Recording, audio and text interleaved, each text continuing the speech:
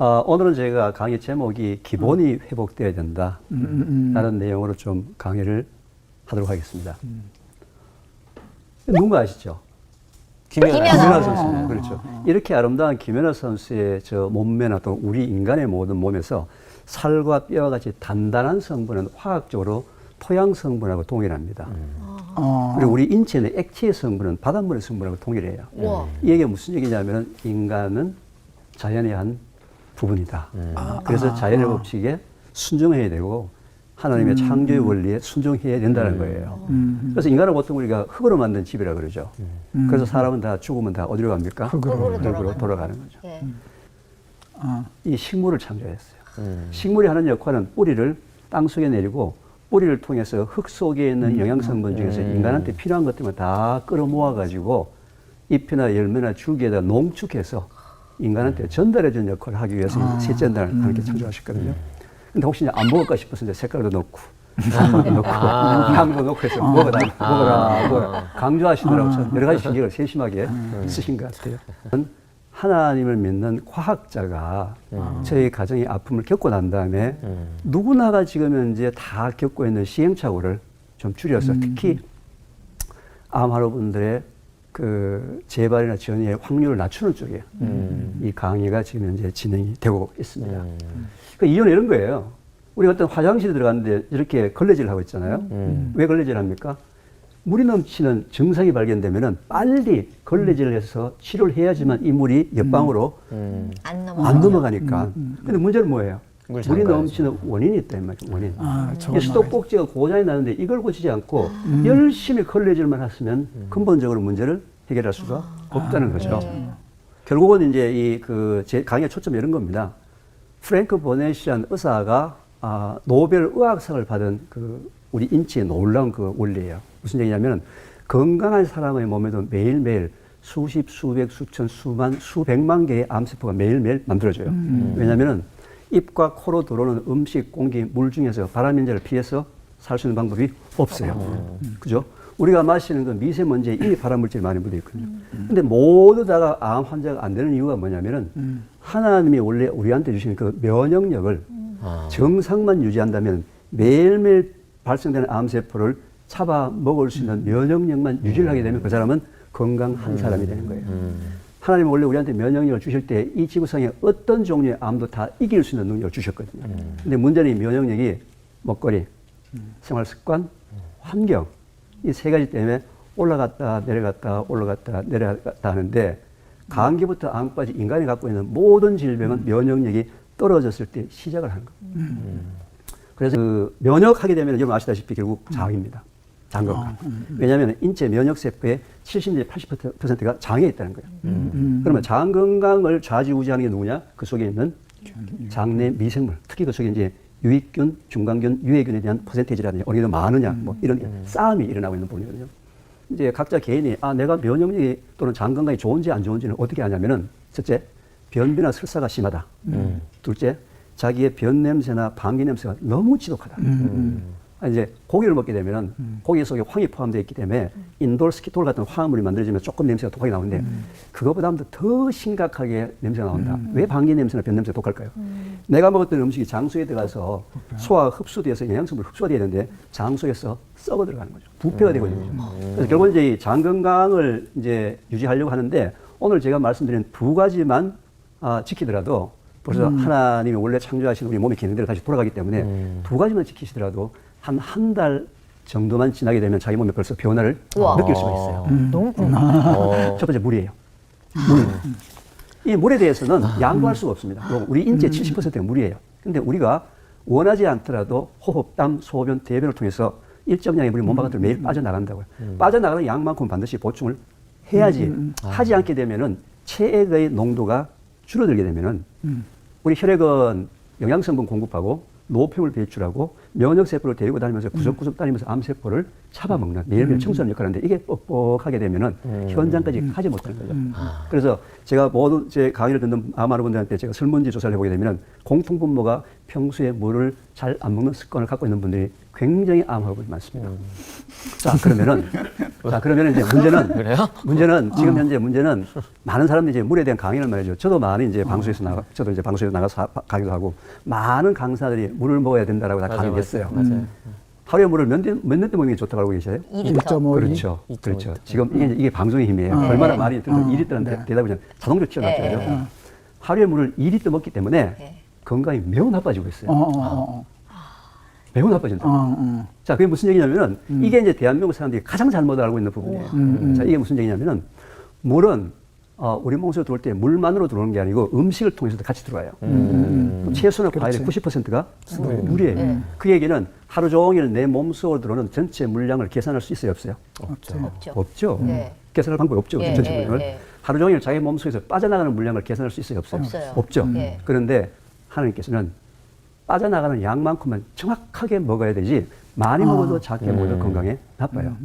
예를 들면은 여름철에 가장 즐겨 먹는 과일이 뭐죠? 수박. 수박 얼마나 맛있어요, 그죠? 얼음 둥둥 띄워가지고 같이 만들어서 먹고 난 다음에 그날도 물 2리터 먹어야 된다고 수박 잔뜩 먹고 물 2리터를 꾸역꾸역 의무적으로 먹은 그날은 뭐예요? 물을 너무 많이 먹은 날이란 말이에요. 수박을 많이 먹은 날에 어떻게 물을 적게 먹어요. 이해하셨죠? 네. 자, 이걸 하나님께서 이미 아시고 태초에 정확하게 먹는 방법을 알려주셨어요.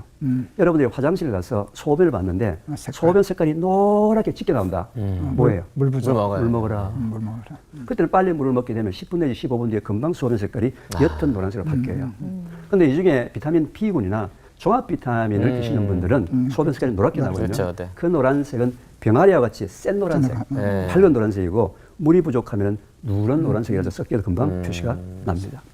세계에서 마라톤 같이 또는 뭐 이런 거 경기를 마라톤에서 물 과다 섭취를 죽은 사람이 많아요. 그 이유는 뭐냐면은 우리 혈액 속에는 나트륨과 칼륨이라는 두 개의 미네랄이 있는데 이 두 개의 미네랄은 전기를 발생해요. 전기를 발생하는데 갑자기 물량이 많이 들어오면서 전기 발생량이 작아지면서 평소에 심장이 약했던 사람한테 심장 쇼크가 오는 거죠. 그걸 저나트륨 혈증이라고 하거든요. 그래서 내가 물을 많이 먹는지는 어떻게 아느냐면은 소변 색깔에서 노란색이 사라지고 투명한 색깔이 되면은 내가 물을 너무 많이 먹는구나. 그래서 색깔에서 노란색이 사라지면 어떻게 하라고요? 물을 마시지 않아야 돼요. 그래서 하루 종일 소변 색깔이 옅은 노란색이 유지되도록 수시로 먹어주게 되면 그게 대개 1.5리터에서 2.5리터. 사람마다 날짜마다 먹는 음식마다 활동량마다 다 다르다는 거죠. 이걸 누가 만들어줬다고요? 하나님. 언제? 태초에. 왜? 건강을 사랑했어요. 사랑하셨어요. 근데 이제 제가 아까 저나트륨 혈증이라고 그랬잖아요. 네. 혹시 오늘 그동안에 물을 잘 안 드시다가 제 방송을 오늘 이제 이 방송을 보시고 난 다음에 물을 드시게 되면은 평소에 무염식이나 저염식을 하셨던 분들은 저나트륨 혈증을 피하기 위해서는 소금을 좀 드셔줘야 돼요. 우리가 저염식이 좋다는 얘기는 한국 음식의 반찬이 너무 고염식이기 때문에 이제 저염식을 하는 얘기지. 세계보건기구에서 성인 한 사람이 하루에 꼭 필요한 소금의 양을 5g 티스푼으로 한 숟가락의 소금을 꼭 먹어줘야 된다. 그 세계보건기구에서 모든 전 세계 사람들한테 얘기한 거니까. 물론요, 제가 이제 장내 미생물을 하게 되면요, 벌써 사람들이, 교수님 그 유산균으로다. 그런데 뭘 그 신경 쓰십니까? 현재 우리나라의 유산균의 그 먹는 사람의 숫자가 상승을 추구하거든요. 기본적으로. 자, 그럼 이제 우리 그 유산균 부분에 대해서 과연 우리 인체가 어떻게 알고 있는지 한번 알아보겠습니다. 보통 이제 유산균 하게 되면요, 프로바이오틱스, 생균, 살아있는 균. 하도 광고에서 이제 다 알고 있어요. 잠까지 살아가는 다 알고 있어요. 근데 이제 보게 되면 프로바이오틱스 해가지고 뭐 락토바실러스, 비피더스 많이 들었던 게 워낙 많이 광고를 했어요. 사람이 먹을 수 있는 이 유산균의 종류가 19가지가 있어요. 그 19가지 중에서 3개, 4개, 5개, 6개 적절하게 혼합해서 판매를 현재 상업적으로 하고 있어요. 근데 락토바실러스는 이제 소장에 사는 균이고요. 비피더스는 대장에 사는 균이에요. 근데 현재 이런 균들은 상업적으로 판매되는 이런 균들은 온도에 매우 약해요. 그리고 위산에 거의 다 죽어버려요. 그리고 현재 제품으로 파고 있는 것들이 대개 100억 마리 이하, 100억 마리 이상은 이제 의사의 처방을 받아서 하는 의약품으로 분류가 되기 때문에 왜냐하면 너무 많아도 병이 걸려요. 오히려. 그래서 유산균 과다 섭취해가지고 오히려 폐혈증으로 돌아가신 분들 많아요. 그래서 이게 100억 마리 이상은 반드시 의사가 처방을 해서 건강 상태를 보면서 하도록 하기 때문에 상업적으로 그냥 살 수 있는 건 100억 마리 정도예요. 근데 아까 얘기했지만서도 유산균이 들어와서 위에서 거의 다 죽고요. 췌장, 담즙이 거의 다 죽어버려요. 그럼 왜 먹어요? 그래서 각 회사마다 캡슐을 씌웠다. 그러니까요. 특허를 받아가지고 장까지 나는 각각의 독특한 특허 기술을 가지고 이제 한 거죠. 비피더스. 그죠. 근데 문제는 이게 이제 들어와서 들어와서 100억 마리 이하가 들어오더라도 장은 이 속에 있는 균 숫자가 100조, 200조, 300조, 400조예요. 그거 100억 마리 모아서 표시가 나요, 안 나요? 안 나죠, 그죠? 결론은 문제는 이게 돌아가지고 뭐예요? 자, 살아서 오는 게 100%다 살았다고 칩시다. 살았어. 그래서 그걸 인정해줬어. 100억 마리가 들어왔어. 근데 이미 이 속에 100조, 200조가 있으면 표시가 안 난다, 이 말이죠. 그런데 문제는 이게 들어와서 번식을 하게 되면은 기하급수적으로 늘어나기 때문에 이 속에서 번식하는 조건을 만들어줘야 되겠죠. 번식을 하려면 뭐기? 온도, 습도. 세 개가 있어야 되겠죠. 온도, 습도는 되어 있죠. 몸의 온도 39도니까. 습도가 있죠. 모기가 없어요. 모기가 뭐냐? 유산균을 모든 모기는 포도당입니다. 포도당. 포도당인데 그래서 이제 프리바이오틱스라 해서 모기를 넣어주자. 그래서 이제 2세대 유산균 상업적 제품들이 이제 또 팔리고 있는 거예요. 이제 이게 이제 2세대 모기예요, 모기. 모기인데 아까 제가 포도당이라고 그랬잖아요. 근데 참 재밌게도 모든 포도당은 소장에서 전부 흡수가 돼버려요. 100% 소장이 포도당을 흡수하는 것이에요. 그래서 그 포도당이 혈액 속에 들어가지고 세포 속에 들어가서 타면서 에너지가 나오고 이렇게 말한다고 얘기할 수 있는 것이 포도당 때문인 거예요. 문제는 이 포도당이 대장까지 못 넘어온다는 거예요. 아까 내가 장내 미생물에서 면역력에 영향을 미치고 장내 미생물의 숫자가 거의 대개다가 대장에 있습니다. 소장에 있는 건 거의 대개다가 대장에 있어요. 대장에 있는데 문제는 이 대장까지 포도당이 못 넘어가는 거예요. 그럼 뭐 넘어요? 흡수가 돼버리니까. 그렇죠. 왜? 자, 포도당은 단당 한 개를 얘기하는 거예요. 포도당이 2개 붙는 걸 2당, 설탕, 꿀, 엽. 포도당이 3개 붙는 걸 뭐라고 할까요? 3개. 그거보다 더 두 개짜리 2당이라고 했잖아요. 예, 3개짜리 3당, 그렇지. 근데 힌트를 줬는데 그만. 3당 또는 다당. 3개에서 10개가 붙어 있는 것을 일컬어서 올리고당이라고 얘기합니다. 올리고당. 그럼 3개에서 10개짜리가 들어오게 되면 여기서 분해가 안 돼, 소장에서. 분해가 안 되고 초기까지 넘어오는 거야. 그래서 주부들이 요즘 올리고당을 요리에 사용하는 이유가 이게 칼로리가 없다 그러더라. 비만 안 된다 그러더라. 그래서 왜냐면 소장이 흡수가 안 되니까 대장 속으로 넘어오는 거죠. 넘어와가지고 요 초입에 3개에서 10개짜리가 분해가 되면서 포도당을 만들어줘가지고 여기에 있는 균들을 살리는 거예요. 그래서 이 올리고당이 포함되어 있는 음식을 반찬으로 드셔야 돼요. 올리고당이 포함된 음식이 반찬이 양파, 마늘, 약혼, 시커멓게 익은 뜨리용 바나나, 싸구려 바나나, 그리고 콩. 이런 음식을 먹게 되면은 이 속에 포함되는 올리고당이 어디까지 소장을 지나서 대장 초입까지 들어가서 여기에 있는 애들이 지금 난리가 났어요. 얘들 이때까지 굶었거든요. 잔치가 벌어졌죠. 잔치 난리가 났죠. 난리 났죠. 자, 그런데 이제 이게 3개에서 10개짜리는 초입에 다 분해가 되고 횡행결장, 하행결장, S결장, 직장, 항문까지는 여기는 3개에서 10개까지가 접근을 못해요. 현재 우리나라가 인구 10만 명당 45명의 대장암 환자가 있거든요. 우리나라가 대장암 환자가 전 이거 좋아하면 안 되는 건데. 그러니까. 전 세계 좋았어. 그런데 더 충격적인 사실은 대한민국에 살고 있는 남자가 여자보다 발병률이 2배가 더 높다는 거예요. 그 얘기 무슨 얘기입니까? 현재 대한민국에 살고 있는 남자라고 생긴 사람들은 전 세계에서 1등보다도 2배가 높은 특등을 할 정도의 장 건강이 나쁘다는 거예요.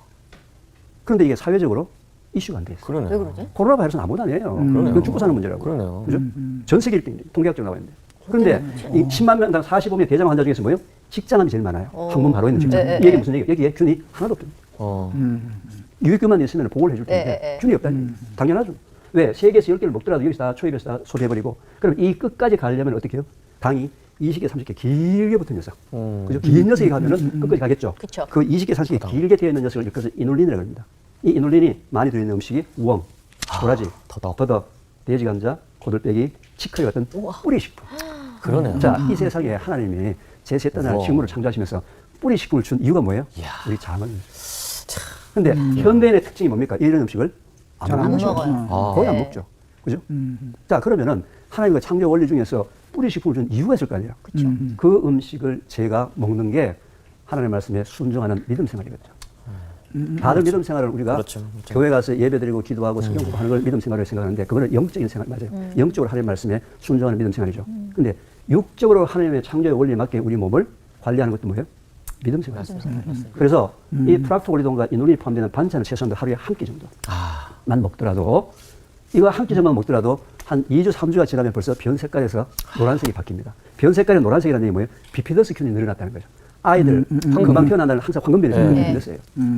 그래서 자기 장소에서 비피더스 균이 회복되는 걸 자기가 직접 말씀 순종하면서 자기 스스로 확인을 해보면은 확인이 가능하다는 거죠. 우리 한국 사람한테는 전통 발효식품이 근본적인 제4세대 음식이에요. 전통 발효식품. 콩을 발효시킨 된장. 청국장 된장. 채소를 발효시킨 김치. 근데 이제 된장은 지금 소금기가 넘어야 되기 때문에 청국장. 근데 두 번째, 김치 중에서 젓갈이나 고춧가루가 너무 들어간 거 말고 동치미, 백김치 또는 물김치 같은 이 두 가지만 같이 드시게 되면요. 제4세대입니다. 왜요? 청국장 고게 되면 끈적이겠죠. 예, 그 예. 끈적이가 뭐라고 우리가 얘기하냐면 그 끈적이 가지고 혈전 용해제를 만들거든요. 이게 대사 물질이에요. 피에 피떡을 막 이렇게 녹여주는 거. 그런 물질도 들어있고 여러 가지 물질이 많이 들어있어요. 골다공증을 막아주는 비타민 K도 많이 들어있고 뭐 굉장히 많이 이제 포함. 또 여성들의 그 갱년기를 좀 이렇게 도와주는 이소플라빈이라는 성분도 있고 굉장히 많이 들어있어요. 그게 이제 메타볼라이트가 들어있고 발효콩에는 청국장에는 균도 있죠. 그다음에 아까 프락토 올리고당도 있죠. 프락토 올리고당이 거의 1%가 들어있어요. 아니 3%가 들어요. 100g에 3g 들어있으니까 굉장히 많이 들어있죠. 그래서 대사물질이죠. 이걸 이제 제 4세대 해가지고 요즘 굉장히 비싸게 파는데 필요 없어요. 오늘 생활 습관 중에서 좀 가르쳐 주실 거 있으시면. 생활 습관 중에서 한 가지 제가 예를 들면요. 우리 입 속에 치아가 총 몇 개 있는지 아세요? 32개. 그렇죠. 아, 우등생이네. 32개 중에서 송곳니가 4개가 있죠. 네. 위에 2개, 밑에 2개. 예. 송곳니. 앞니가 8개. 위에 4개, 밑에 4개. 예. 합치면은 12개죠. 예. 남은 20개가 뭐예요? 어금니. 어금니. 왜 하나님이 입속에다가 어금니를 20개를 주셨을까?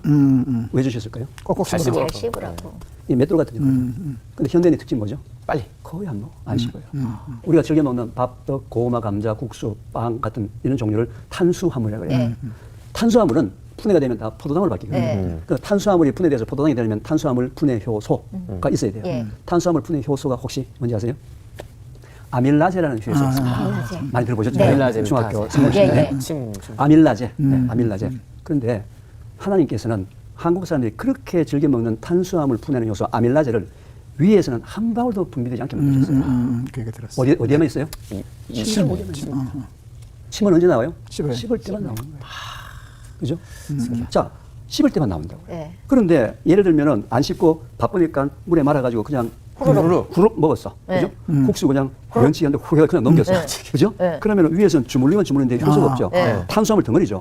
탄수화물 덩어리가 죽이 돼가지고 어디로 내려갑니까? 소장. 내려가죠. 그럼 소장의 온도가 몇 도예요? 39도예요. 굉장히 뜨거운 날. 한두 시간 되면 어떻게 될 거예요? 부패하네요. 부패된. 짬밥통이 짬밥통. 그럼 그 사람 특징이 뭘까요? 방구가 냄새가 냄새가 냄새가 난다. 지독한 거예요. 아, 왜? 진짜. 아. 썩으니까 그 속에서. 그죠? 썩으니까.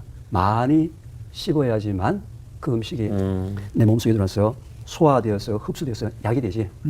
빨리 먹은 밥은 전부 다 부패되고. 독이 되는 거예요.